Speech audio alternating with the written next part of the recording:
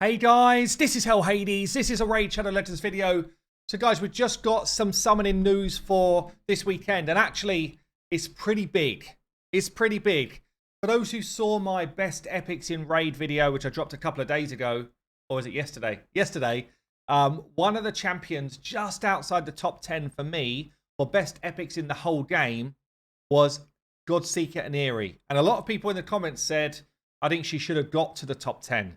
So really good epic champion, and she's going to be available as a guaranteed void champion. So we're going to get into that, and then there's also the kind of normal 10 times stuff going on for this weekend as well. So we go through those, but there are some, as ever, massive champions in the mix. So let's start with the guaranteed then. How many void shards do you think is fair for a guaranteed epic?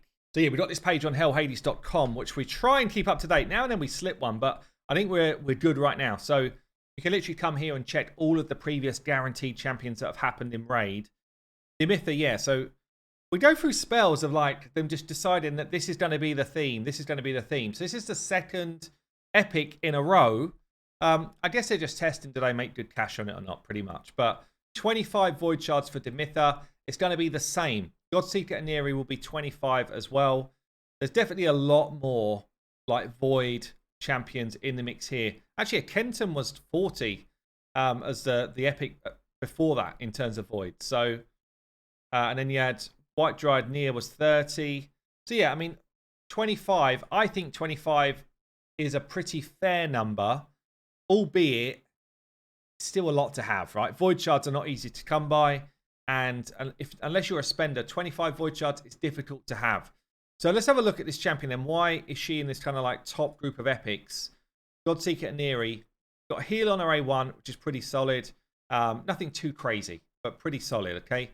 She's a defense-based champion, easy to build, tanky. She's got an AoE hit and a nice heal on the A2. The ability also decreases the duration of buffs on enemies and increases the duration of buffs on your team. This is great for setting up certain clan boss teams, just generally carrying you through any form of content. And I mean, she is specifically, we'll get to that in a minute, I guess. Her passive makes her specifically top tier, the best champion in the game for Sand Devil as well, on like a late game stuff. But this ability here enables a bunch of things with clan boss, which you probably didn't think were possible. Very cool. We've got Rise of Glory here for our A3.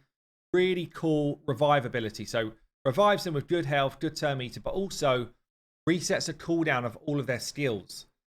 So if someone's already kind of wired out their big boy hits, they go down, Godseeker picks them back up, and bam, comes in with crazy, well, comes in with all the big skills again. Very cool. This is specifically great for that Sand Devil comp I spoke about as well, because if you use it with someone who does like an activation burn, like Ninja is the best one, but certainly there's others as well that are doing this well. It means that you can just take down the Sand Devil with a two-man squad really simply. She's also got this passive where you get more healing from your team generally, and then if someone's about to die, she pops them back up without even needing to use this revive as an instant revive, which is really cool on a 4-turn. So yeah, Godseeker is a brilliant epic. That's going to be 25 of your void shards to get the job done if you want to pick her up as a guaranteed. Let's talk about the other champions that are up for grabs. And yeah, I guess as ever, we'll start with the epics. Yes. We've got the first one here is Polka Sentinel. So Polka Sentinel, great clan boss champion. Decrease attack on our A1. Good chance to do it. Block debuffs and increased defense on the A2. It's on a 4-turn. I would love for this to be on a 3-turn, honestly, but it's on a 4-turn, which means that you do need to make her run a bit faster than the rest of the team to get this ability like cooking all the time for clan boss. But ultimately, these two skills together are brilliant for clan boss. More survivability, blocking stun so that you can get like a speed tune going, and decrease attack. And then you just come in nice with this passive where one person on your team, it's always the leader, by the way, if you set it up right, it's always the leader, will have a chance to just not take any damage. 0 damage. And if you book her, it's a 50% chance. It's very cool. Like The amount of times this comes in clutch when that stun hit comes down, you think you're dead, and then just like 0 damage. Fine. In the arena, the amount of times it's clutch when it's like, oh, my arbiter's about to die, and like, no, she's still alive. She didn't take any damage. So it's pretty interesting. It's on a 1-turn cooldown, and then she's got defense in all battles as well. So pretty good champion. Then got Achak here, who, again, really, really solid champion. I guess block debuffs is the theme as I look at this here. We've got an A1, which has got a chance to decrease the duration of a buff on a target if they've got burn on them. It's okay. A2, great ability, block debuffs, and the big version of strengthen for 2 turns on a 4-turn cooldown. Very unusual to see that on an epic champion. So really cool.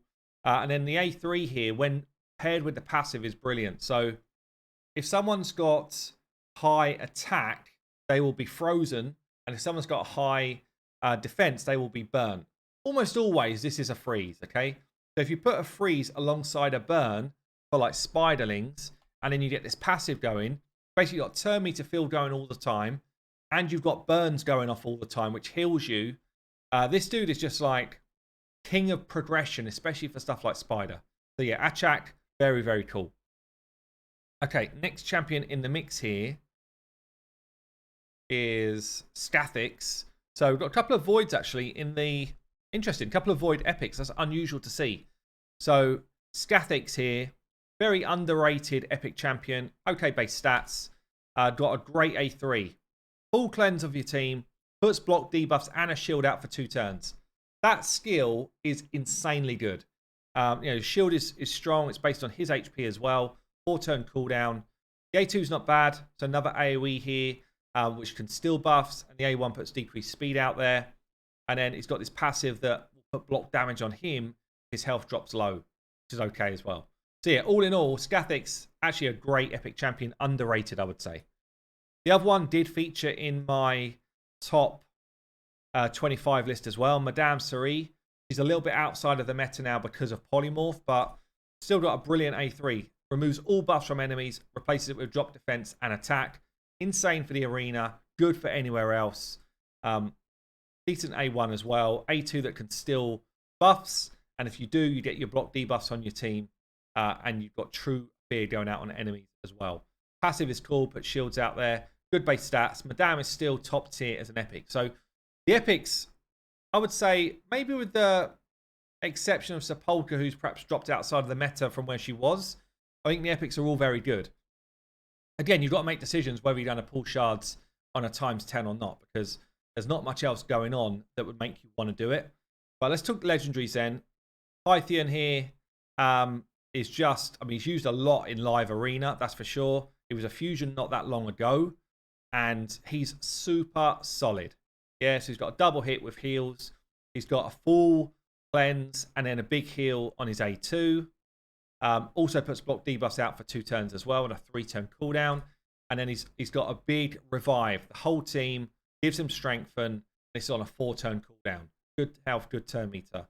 His passive as well is just like a damage mitigation stacker. Can stack up to 25% straight damage mitigation from this. And if you've got strengthen out there as well, that's 50% damage mitigation. Like, this dude stops you taking hits big time. Resistance in all battles as well. Really good legendary champion. Next one could be the best ever fusion. Is that fair? Don't know. Top 5 anyway. There's loads of good ones. But top 5 fusion ever, I would say. So, Underpriest Brogni. Oh, he's just so crazy. So, burn on his A1. He's got an AoE hit, which hits hard, by the way, if you build him to do damage. He's got 100% if booked chance of removing buffs from enemies. And then 100% if booked chance of removing debuffs from your team. So it's like a cleanse, basically, going off on your team. Only 1 debuff.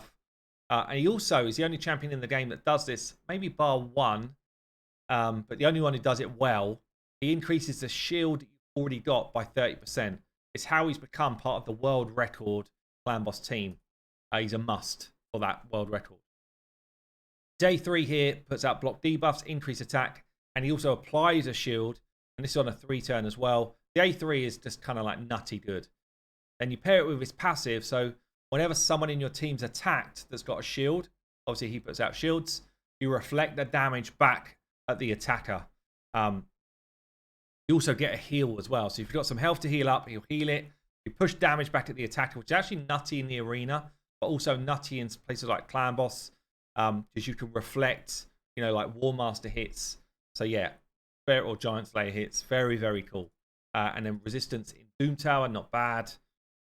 Third legendary up here, another big one, is Duchess. Super big one. So she would be one of the most used champions in live arena as well. Certainly in classic arena as well. You just see her tons in those game modes. And she's just a straight carry anywhere in the game. She will be up there, probably top 5 legendary in the game. A1 double hitter with shields. A2 gives you your block debuffs and increased attack. Also perfect Veil for your whole team. This is a very unusual skill. There's probably only like 3 or 4 champions that do it. Makes her super good for Hydra against Head of Torment. She's good for Hydra anyway because of the other buffs. And then she's also got a revive with massive health, but not any turn meter. And that's actually a bit of a letdown compared to some of the other revivers we've looked at. But it's a lot of health. She gives you Veil, so she hides the people she picks up, and they will take less damage whilst they're getting to their turn. Plus continuous heals. And then she's got a similar thing to Pythian here. So straight up damage mitigation. She doesn't have any requirements though. Like Pythian needs buffs for his. Duchess is just like, no, we're taking 25% less damage. And that's the way it goes. And that's 15% from bosses. Speed in all battles. Crazy base stats. Yeah, Duchess is one of the best. And then this last champion is someone who's probably one of my most wanted champs in the game. Cardiel. What a skin this is, by the way. Look at this.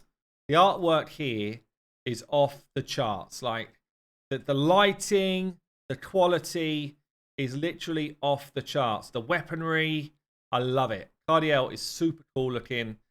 And, yeah. Great base stats. This guy is used in a lot of end-game teams. He's that good. Yeah, whether it's Arena, whether it's Finite Hard. He's actually a must for Finite Hard 10, unless you want to do it in like 12 minutes or something. And, Live Arena is used a lot. He's just a very, very versatile champ. He could be your healer. Yeah, he gives you a 7.5% heal every time he uses his A1. And he's got a passive where he's got a chance to just team up with someone and use his A1. Crazy. Crazy, crazy A1 this is. Like, I underrated this A1 a lot. This is tons of healing. Loads of healing. His A2 is a full cleanse and then block debuffs and revive on death. Revive on death is a protected buff, so it can't be removed. Those people will revive. Can't take that buff away. Very cool. And then he's got the A3 where he gives you good buffs again. Increased crit rate and crit damage. And then does a team up with all allies. This is quite unusual as well. Normally it's like 3 or it's normally a number in there. He's just like, no, we're all going in. And if he kills someone, he gets a decrease of the cooldown of the skill as well. Speed in all battles. Cardiel is top tier. So I don't know, guys. Let me know. Is this something you're interested in, this summoning event? I know we're not got anything else going on. The next fusion will probably be announced like next week or something. There's always that stuff in the back of your mind. But I think Godseeker and Neri, if you don't have that champion and you've got the ability to summon 25, I think that's a no-brainer. I would do it. And the other champions along the way, well, if you get them, great. But I'm not sure. I mean, I might be going pretty hard on Cardiel, honestly. But that's because I am a filthy whale. There you go, guys. I've been Hell Hades. I'll see you later.